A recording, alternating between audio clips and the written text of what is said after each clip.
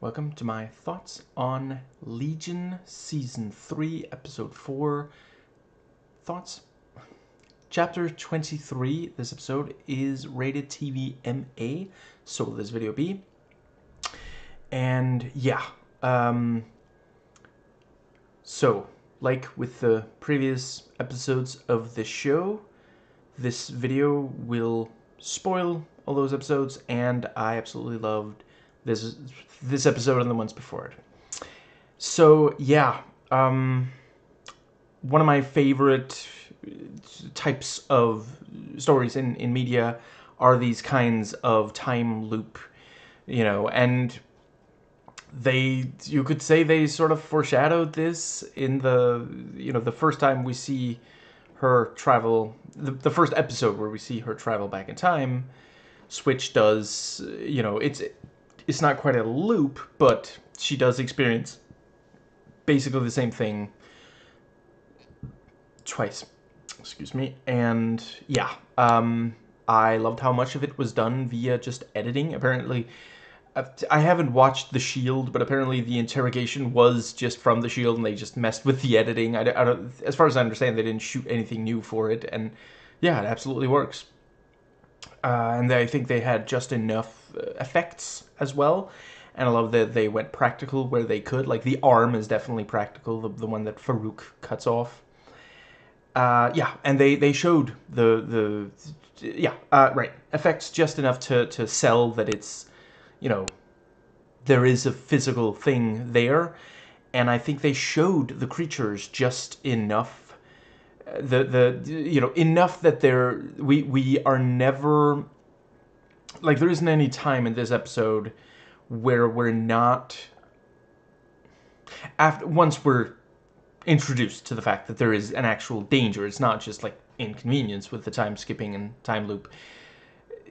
We're constantly aware that they're there and they're a threat, even though we're not seeing them every second. But they're also not showing them so much that we ever just become used to them. And apparently, they're described as being somewhat like cats, so yeah, they sneak around, their teeth are kind of gnarly, they'll get really close to you and hurt you, they break things for, not sure there's much of any reason for it. That's not somewhat like cat. That's exactly like a cat. I dub them time cats. And I love that they attack the different major characters in slightly different ways. Like, the first time they deal with David, they trap him in, like, it's not a memory of his, because this is before she became pregnant with him, but this is part of his mother's past, and yeah, like, they know how to attack him. This is something deeply upsetting to him. He's so close, but he can't quite get to her. He can't reassure her, and eventually he does realize he can't actually affect, he's not back in time. This is just in, or he's at least not affecting the time, yeah, if absolutely for no other reason than the fact that she does not believe a word he's saying, and how is he going to prove it? He can't really say anything that isn't like, well, that would happen. Okay, she's going to become pregnant and her husband is eventually going to go on a journey. Like, okay, that's not out of the realm of possibility for a woman in the 40s, yeah. And let's see, and then they keep sending him backwards when they're in just the void, which is also just such a wonderful visual. Just, yeah, it looks like he could walk in any direction forever and never get anywhere. Just wonderful. I love this show so much. This episode was directed by Daniel Kwan, half of The Daniels, probably best known for Everything Everywhere All at Once, and as usual, just fantastic. Like, I still need to watch, let's see, what's it called again? The one with, I want to say it's Daniel Radcliffe. I gotta watch that movie. But yeah, I've watched those of their short films and music videos that are right here on YouTube, absolutely recommended. And obviously, Everything Everywhere All at Once as well. You know, I've watched that movie twice. It's amazing. Anyway, let's see. Yeah, when the Time Cats attack Lenny, they speed run through her kid's life. You know, let's see if I can remember. Violent Lollipop Busker. Her entire life from the fastest birth ever. I'm sure a lot of mothers wish that it would go that fast. All the way up to her lying there in bed, you know, dying of old age. With the words, you know, and Lenny's like, "You told them I love farming," and Violet's like, "I did." And I really appreciate that, you know, David tries to help her afterwards, and she's like, "No, I need to feel this." And also her calling on, okay, enough with the ego jerk, you know, and it just, yeah. And they actually didn't hurt Carrie with a C at all. They woke him up. So I don't know if they're just against what David did, because they really don't. I mean, they do hurt, or they scare Sid. I suppose I don't know if they were hurting her or if they were just trying to take her out of the equation, because there was a lot of time there where it seems like maybe could have hurt her. Yeah, I don't know what to make of them. I wonder. I mean, there's unanswered questions on this show. It's possible. I don't know if we'll ever see the Time Cats again, or if we were ever meant to. But that was also an excellent scene. Just the talking, you know, her talking to her younger self. I forget. Maybe I already said this in an earlier video on this show, but her power does kind of make me think of like people on the autism spectrum, like yeah, this thing of like the you know, swapping bodies is like the intense empathy that they can feel, and you know, needing some time away, being taken advantage of, you know, yeah, these various yeah. And I really appreciate, you know, at first she doesn't quite want to tell younger, you know, young Sid, but she insists, and yeah, she does, you know, and she uses the euphemism, "He turned me around," you know. I really appreciate that the show is not letting him off the hook for raping her. And, yeah, just all of them are approached in different ways, and just, yeah, Carrie with a C, not at all hurt. Like, at first, it kind of messes with him, it keeps, like, changing what he's standing there working with, and then it wakes him up, and just, yeah, I will never forget where I was the first time I saw Switch holding a, you know, really large, I think it's a toothbrush, I guess, for the pig, which is just such a wonderful, I mean, I get, you know, she grabbed whatever she could as like a weapon, and she's like holding that thing for maybe a minute straight, just standing there with it. And Carrie with a C, to his credit, never said, you know, he's never like, "Why are you holding that thing?" You know, just, yeah.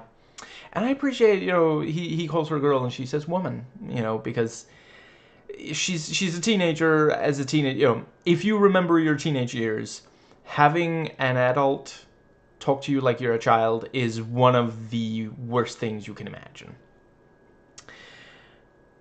And that was also, I was a little surprised that she even went with him, but yeah, I mean, I can sort of, no, yeah, I think because David keeps pushing and he isn't really accepting that she needs to rest after this, you know. And that was also, David continues to, you know, we still have this thing of like, the greatest harm comes from a really powerful person with some kind of, you know, issues and maybe some trauma, who is refusing to deal with the trauma and is letting their pain hurt other people, you know. It was really, really cool when he, you know, made copies of himself and then all the arms, and they're all flipping it off. "Eat shit," and, you know, blows up one of them, and the other was like, that was really great. Right, the IMDb trivia also notes they're based on the Blue Meanies from Yellow Submarine. I love this show. If this show were a person, I would marry it on the spot. I can't believe the Blue Meanies. Like, yeah.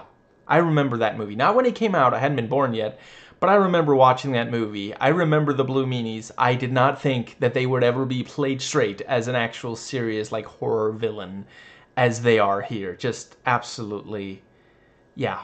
I love the sort of frame skippy for almost the entirety of the attack on the nest, from when they, get to there, the trio, almost the entire time it's skipping like multiple seconds. Then there the last little bit that's skipping like maybe less than a second, or maybe oh no, wait, I guess for a lot of it, it's skipping more than a second at whatever.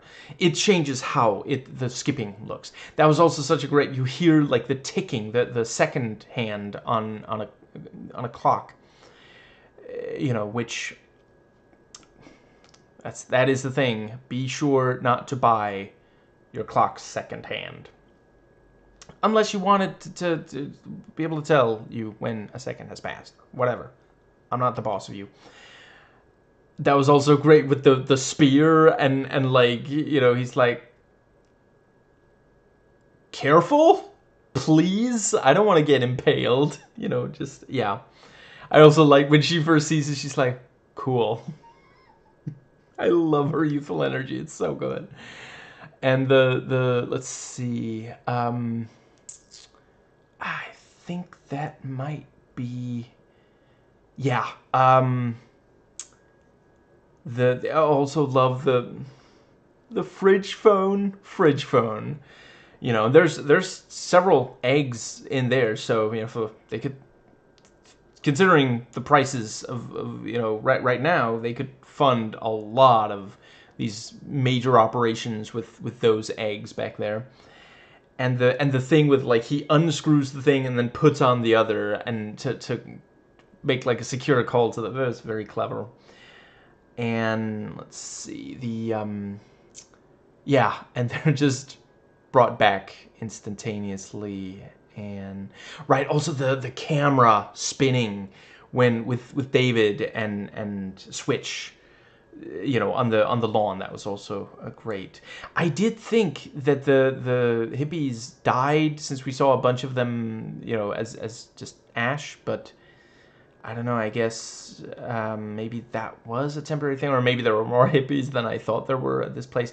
We didn't see Salmon there at the end, so there is some chance that she actually is dead. Like yeah, that was not in Lenny's mind. That was the actual, that the time cat did actually fast forward time, I don't know, 100 years within like a minute or two, just to hurt her. And again, it's completely different from what, every time cat attack is different. And, including one of them just straight. Oh, right. Before I did want to say, holy crap, David declares war on division, which I guess means he's going to ally himself with multiplication, and yeah, I think this might be how he destroys the world. I like, early in the at one point in the episode, Sid is like, this is how David destroys the world. I mean, it's possible that it will still be related to time travel, but I can imagine it might be the war he's going to wage. And yeah. And let's see, and that is also wonderful. Like, he's standing there, hippie cult leader thing, declaring war. Just, yeah.